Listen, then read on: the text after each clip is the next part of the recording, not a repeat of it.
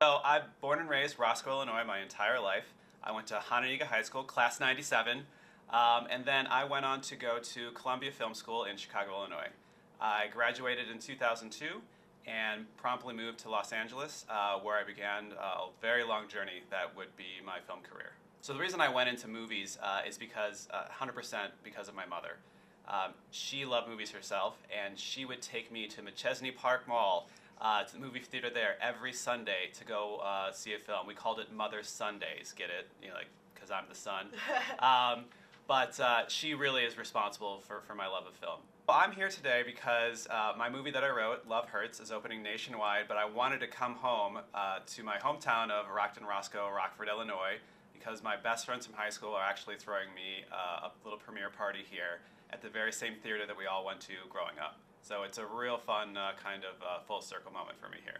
My friends tonight who are throwing me the premiere party, Rick Silvestrini being the ringleader of them all, it is incredibly special. I've been friends with this close group of guys since we all met in high school and all came together. We have been friends. We've seen each other in our highs and lows. We've seen each other start families and have kids. And for them all to come together tonight for me is it's so touching. Like, I'm an only child, so I truly look at these men as my brothers. And they have been my family. They've been my rock, and tonight I'm just so honored and humbled.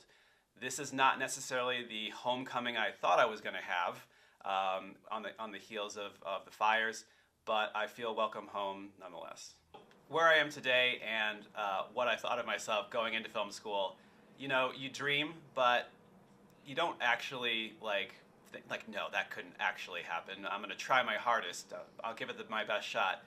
And when it actually does happen, it's very surreal. I should say that I feel like I would be here one day, because why else would I start? But at the same time, sometimes it's too good to be true, but in this case it is. So as a writer, I draw a lot of inspiration from kind of the big shots like Aaron Sorkin, of course, who wrote Social Network, which is one of my favorite movies.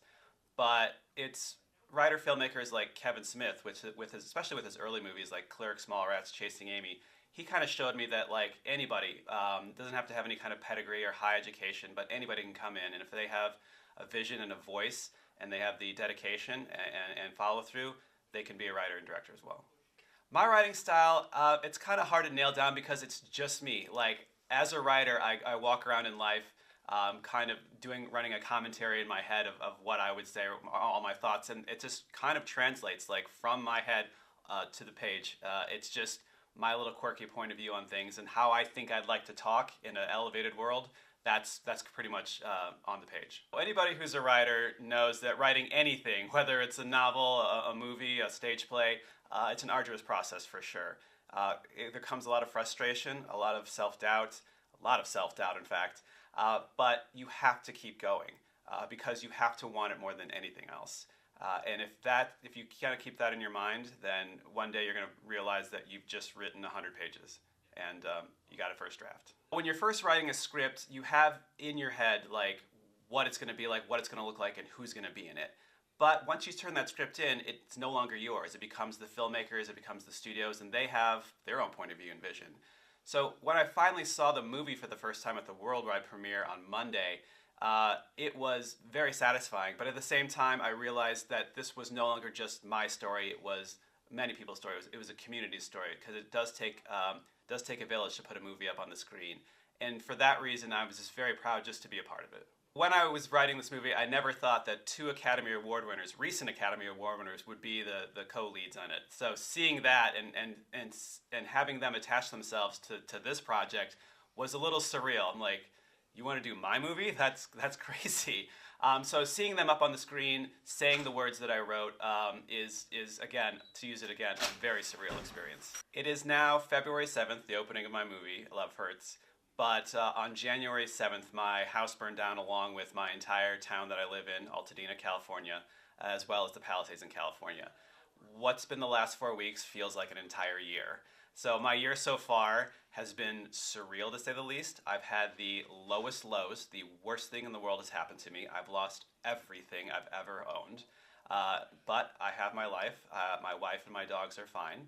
And then I've gone, like 3 weeks later, I've had the biggest milestone in my career that's 20 years in the making, culminating in the worldwide, red carpet premiere on this past Monday.